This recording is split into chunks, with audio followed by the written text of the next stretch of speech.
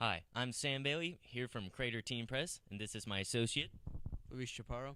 and we're here to interview. Oh, my name is Alex Cox. All right, Alex, for your new movie, Tombstone Rashomon, what kind of research did you have to do from a historical perspective for the film? It's about a gunfight that took place in 1881 adjacent to the OK Corral in Tombstone, Arizona. And there's a lot of books about that and also various films about it. And so in addition to reading all the textual material that there is, it was also my pleasure to watch a number of films, which are very entertaining. So you've probably watched a number of films throughout your filming career, and according to a website, Lonely Are the Braves was like your best choice of the best website of the best movie. What made it the best movie, and how did it affect you in becoming a film director? Have you seen it? No. It's really a cool film. You might like it. I mean, it's a film with an old time movie actor who's still alive called Kirk Douglas, who's like 100 years old now. And but he made this film when he was in his like 50s or something, like the prime of his life. He was like really good in it, and it's a good film about the kind of the idea of heroism and if heroism really even works, or if it's a concept that's outmoded. Which certainly I think people were thinking back in 1961, 62 when this film was made, um, with good reason. Yeah, so it's worth checking out. Lonely Are the Brave. You should see that film. And how did it affect you in becoming a film director? Oh, I don't know if any one film affected me particularly, because I think I just saw lots and lots of films when I was a young guy, and I was really into going to the movies and seeing films on television, and so shoot, I just the totality of it made me want to be a filmmaker. In a recent interview with the Rogue Valley Messenger, you seemed rather critical of politicians and government in general. Why is that? What? No, I don't. What did I say? What did I say?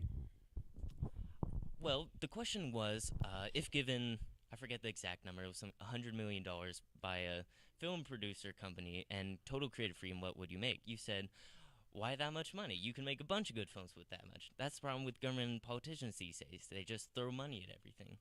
Oh, no, I don't think I didn't say government and politicians. I think I probably said the government and the Pentagon, didn't I? That was it. Yeah, because certainly there is this tendency in big corporations and in the military to believe that you can solve any problem by throwing money at it.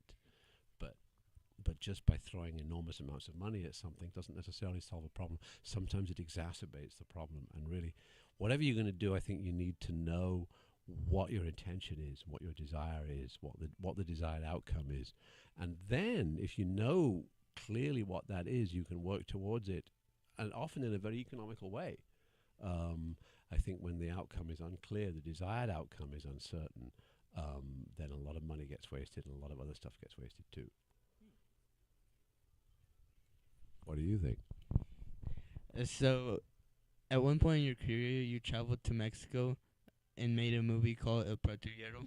Various points in my career. And um, what were some of your experiences when you were into film in like different countries?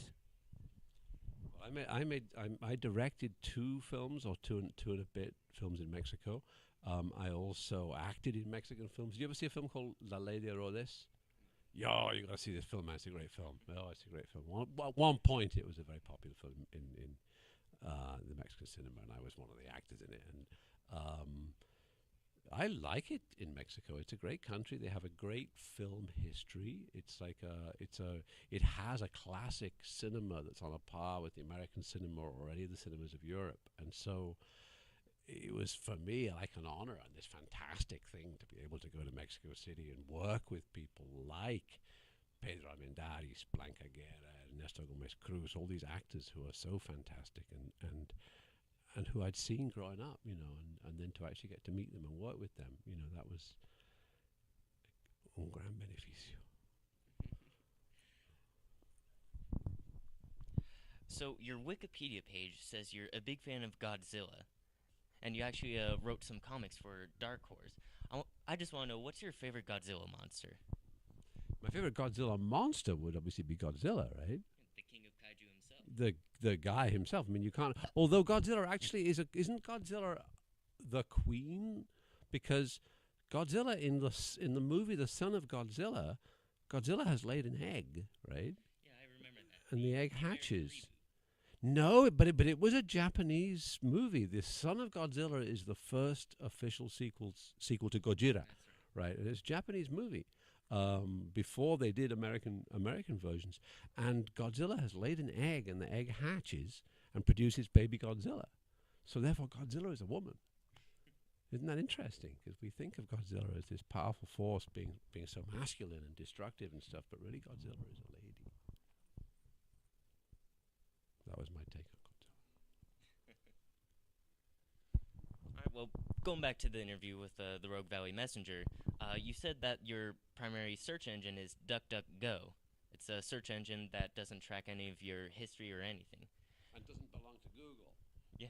Yes. So is privacy a big issue with you? No, I don't think. I think we've given up on privacy, haven't we? I mean, I assume that anything I do, any conversation that I have on the telephone, is very likely to be surveilled by some corporate or government agency, and certainly anything I do on the internet is obviously going to be recorded as well. And so I think, in a way,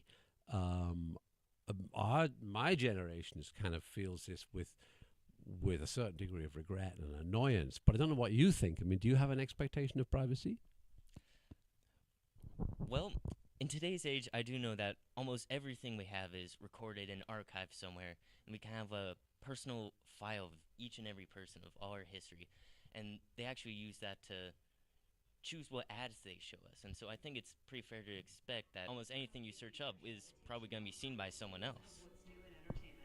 Yeah, so it's interesting, isn't it? So we Yeah. really don't have the expectation, the idea that when, in the old days when, somebody went to the library, and they took out a book from the library, they had a reasonable expectation that no one would know they'd taken out this subversive book, But now, no, I think it's all changed, hasn't it? We just assume that everything we do is kind of surveilled, which is, not ideal. But your generation's going to have to worry about that stuff. All right. Well, So we're fighting with the music here, so you're gonna all right, shut we're it gonna down, have so to thank we're gonna have you. to cut this down. Thank you so much for That being was a with real us, pleasure. Alex. Nice talking to you. Thank you Nice for the talking to you minutes. too. Thank you.